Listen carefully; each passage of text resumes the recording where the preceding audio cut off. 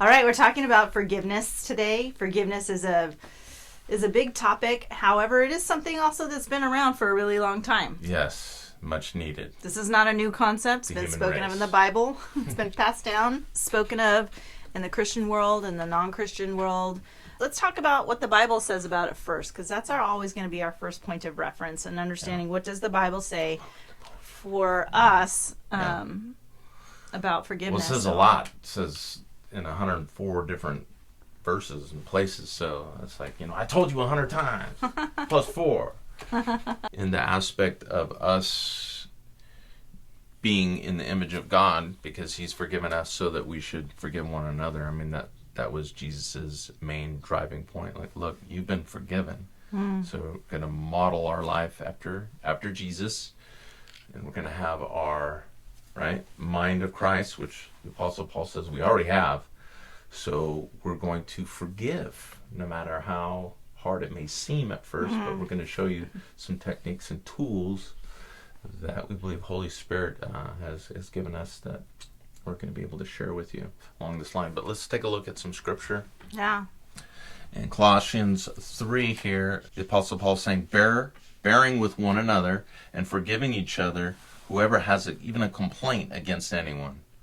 Just as the Lord forgave you, so must you do also. So he's reiterating, like a good apostle does, what Jesus said, that you've been forgiven, so you must do also.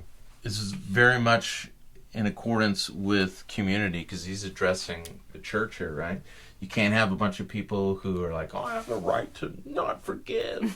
So this is an issue, they're working out their salvation. They're, by the power of the Holy Spirit being sanctified in community. So we have to learn to forgive each other, because we all mess up. We all make mistakes, big and small.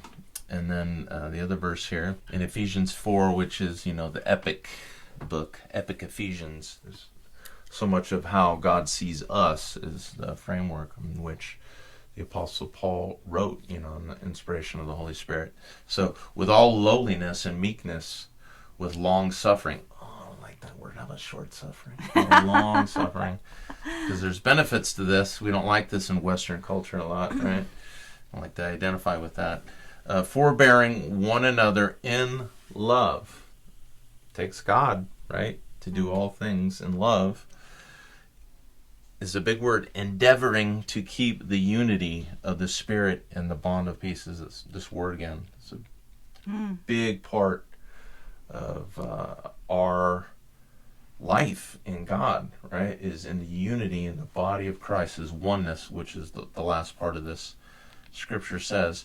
There is one body and one Spirit, even as ye are called in one hope of your calling, one Lord, one faith, one baptism, one God and Father of all, who is above all and through all and in y'all. No, it's you all. It's not the Southern King James Version. It's just King James Version, which is awesome. Very amazing. So this unity in spirit, that we're one together, we're one body in Christ, and we are one in the Lord, the Father, and the Spirit. A huge understanding that Jesus gives us in John 14 and John 17, that he invites us into this oneness with the Father and the Spirit in him. He says, Father, even as I am one with you, may they be one with us. He's been talking about the disciples and all other believers, that it was the ultimate goal, right? Of course, to come, die, raised from the dead. He gave a perfect example of how to live this life. But he came to multiply himself, that we would be one in him. Jesus made that possible now, to do the things that he did because of his work on the cross, his finished work on the cross. And he is the ultimate example of forgiveness, right? On the cross, being killed by multiple people while crowds of people cheering on his death says... Yeah, he went full next level. What did he way say? Above next levels. In the middle of being tortured to death and slowly dying, he said... Forgive them, for they know not what they're doing. Right. Now, he didn't say, wait, hold on. What they're doing is totally wrong. Even if they don't know who I am, even if I was just a low life whatever, what they're doing to me is not okay. That's not how you treat people, right? He could have said that, and he also could have said, and because of who I am, it's definitely not right what they're doing. They don't treat God this way. Right. However, he didn't say any of those things. He said, they don't know what they're doing, God. Forgive them. And he had compassion. They didn't understand the things, the eternal things of who they are and being with God in an eternal state. That is our example. Jesus's examples are very extreme to show us that no matter how extreme it is, we can always still live into that way of being from a spirit identity. And so whatever it is that has occurred towards you from another person, that person, for whatever reason they did it, I don't know, and you may know, or you may not know, you may never know. The thing is that forgiveness is not for them as much as it is for you, to release you from holding and harboring all of those negative, that heavy, intense negativity. Every time you think about that situation or that person, those dark thoughts come in and weigh you down, and you could even be going into an emotional reaction, right? You may feel all those emotions again. It may paralyze you. It may just completely stop you in your tracks. Maybe it's not that intense and that heavy for you, but it's still there, right? At the subconscious level, these things are built up within us subconsciously and are becoming separators from your ability to be in oneness with God. Because God is joy, God is peace, God is love, right? God doesn't have any of those negative emotions. So to be in the presence of God, we can't bring those with us. So that we can release. This is my understanding. One of the purposes of forgiveness is to release ourselves, let go of, cut off any of attachments from the things that would prevent our ability to be totally in oneness with God. How do we forgive and act like that? Let's remember that forgiveness isn't about forgiving what their human identity did to your human identity. It's about renewing the bond, spirit to spirit, that you have with them, so that there's oneness, which is the way that God designed us, right? Unity. This unity. Imitators of God. In the eternal realm. So we have a wonderful technique that we want to share with you. We'll have that available for you. It goes together with what we just talked about. Yeah. You can go on to the forgiveness technique after this is over, or whenever you have time. So what we want to talk about next is some of the science behind this, science of the mind, and how harboring unforgiveness, these things can affect our body, affect our mind, because our body is carrying all these endless amounts of neurons, right? Where the mind is actually throughout the whole body. That's why we feel effect on our stomach when we go through different emotions, whether we're happy, joyful, or like, oh my gosh, this is so awesome, I feel so good right here. Or other things that go on, like you feel like sad or depressed, or like, you're like angry, and you feel like through your whole body, you're like, oh, you clench your fist, and you stomp your feet. And it's like, that's affecting our whole body, because our mind is so complex throughout our whole system.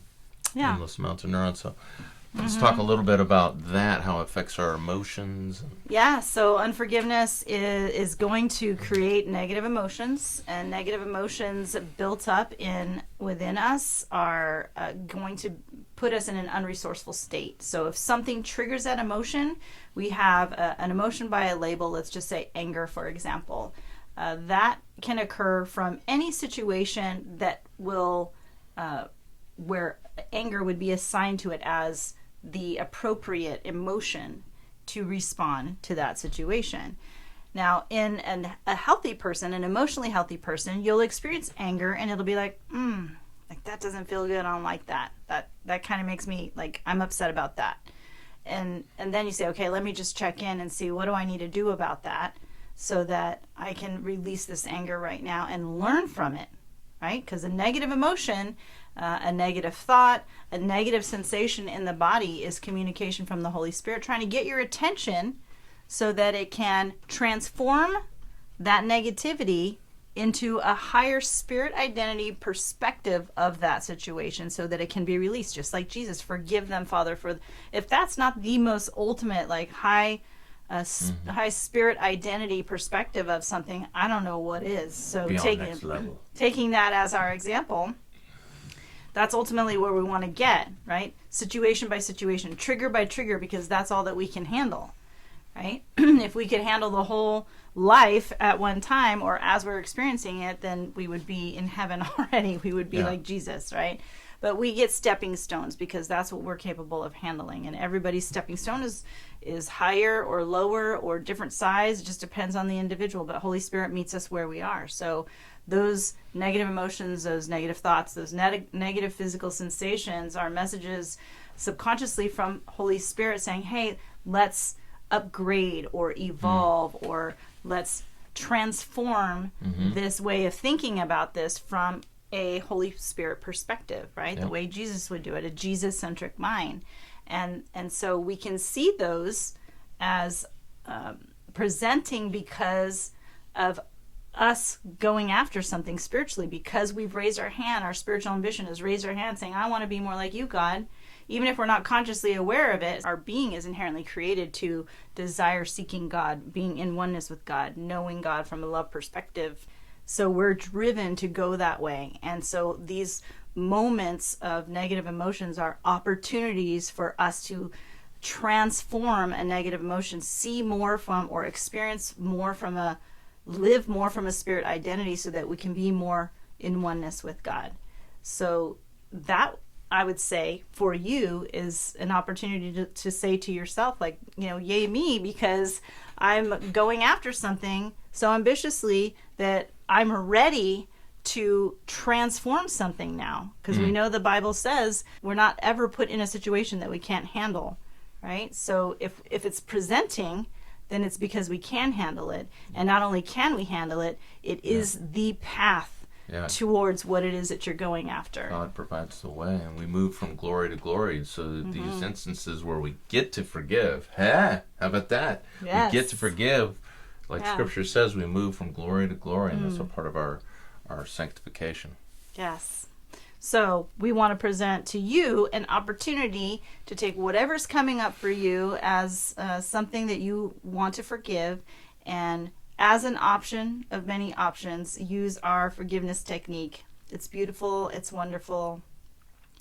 It's free. It's very touching. It is free. And we hope that you enjoy it. Release your negative thoughts and emotions you've attached from your expectations of others. So remember that the reason why you have a negative emotion about a situation is because you have decided to have an expectation of that person in that situation or in your life that they did not fulfill. And so because they did not fulfill that, you have a negative emotion of which looks like something that they've done to you, as an offense that they've committed towards you, that now forgiveness is needed. So let's go ahead and do this technique and release all of that and be free of that. So just go ahead and go to our website for that forgiveness technique at JesusCentricMind.com/content.